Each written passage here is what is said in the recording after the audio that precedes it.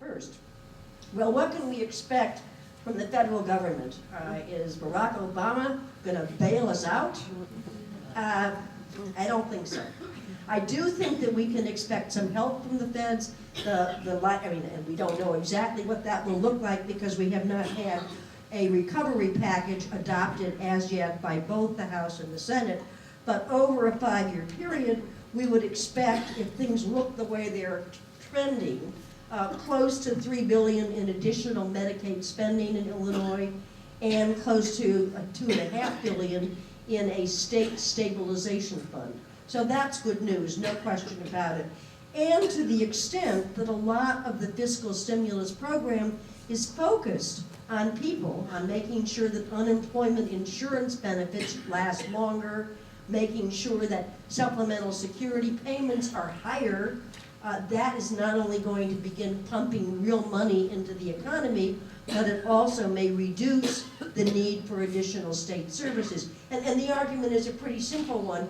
If you give money to low-income people, the SSI population or the other families who are in trouble, if you put money in their pocket, they're not likely to put it in the bank, they're likely to spend it. And spending will stimulate the economy. So if people who are on unemployment insurance have more money to spend on that program, and if they're able to access those benefits for a longer period, and if the people who are on supplemental security income have more money to spend, that will have some effect on the economy itself, which would be good news, even though that's not a direct payment to the state of Illinois. It's clearly good news for the Illinois economy. I don't know when we can expect that we'll find out exactly what Illinois gets from the federal recovery package. My guess is it will be significant sums, but I don't think it's going to be enough to dig us out of our hole. And just to make another point, obviously they're looking at big capital spending as well. Shovel-ready is now the watchword. I love the way language changes. So shovel-ready, and Illinois has lots of shovel-ready projects. We've been working on capital funding for the last 3 years without any success. But I'd have to say, if we're going to be ready to take the capital the feds offer, we'll likely have to come up with some scratch of our own. Now, as you know, in Springfield, we've been back and forth on a capital construction program. More riverboats, leasing the state lottery. The ideas have been mostly not what you'd call ideas that require real sacrifice or real work from real people. It's kind of pie in the sky stuff where, gee, if we just have more people out there gambling on our riverboats, why then we don't have to pay anything in order to get new roads, new projects, whatever. And one of the problems with that is, first of all, there's not a good fit between our understanding of what we're doing and how we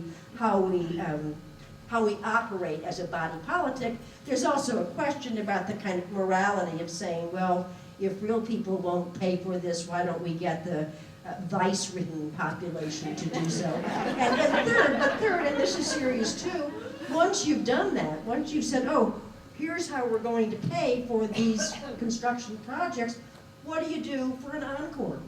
Once you've used up that resource, and you've told the people, you never have to pay for this because somebody else is going to pick up the slack for you, how do you do it the next time you need another construction program, the next time the infrastructure starts to crumble? So we've had a very hard time, I think, being serious about the best way to fund capital. I don't think there are any easy answers. I know there's been some talk about an increase in the gasoline tax. And of course, again, at a time when you're in economic trouble, that's generally not a great time to be raising any kind of taxes.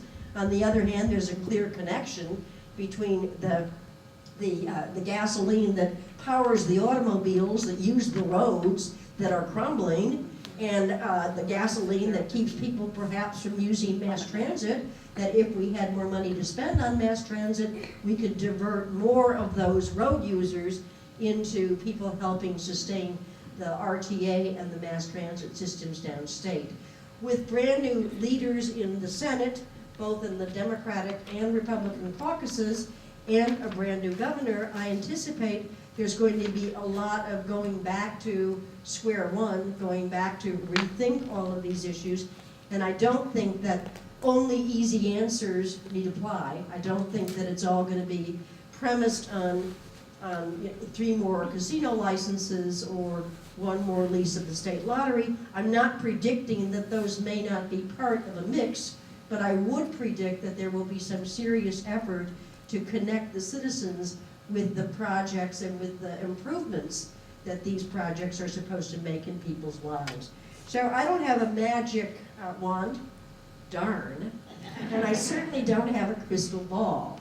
So I'm not here to be able to tell you exactly how we'll work our way out of this fiscal morass in these next several months. I know that the recently departed governor did say that the only reason for impeaching him was to get him out of the way so the rest of us could raise taxes.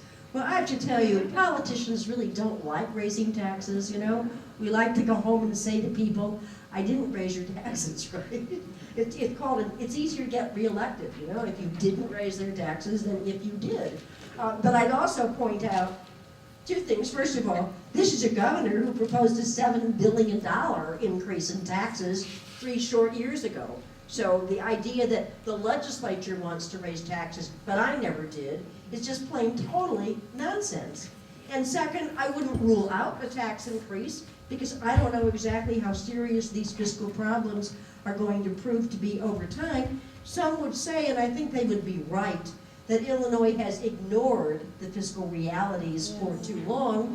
And you know what? At some point you have to face up to the reality. You have to face up to the problems, and you have to make tough decisions. Are you going to turn your back on people on need? Are you going to say, we'll spend less on education? Or are you going to decide to pay the piper and do it in a responsible and sound fashion?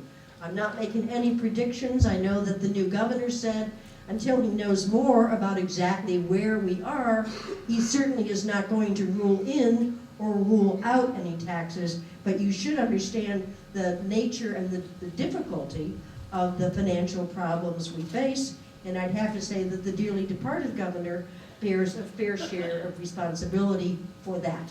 So let me stop with that and answer your questions, not just about fiscal issues, but you know, you may have, I know you have other questions as well.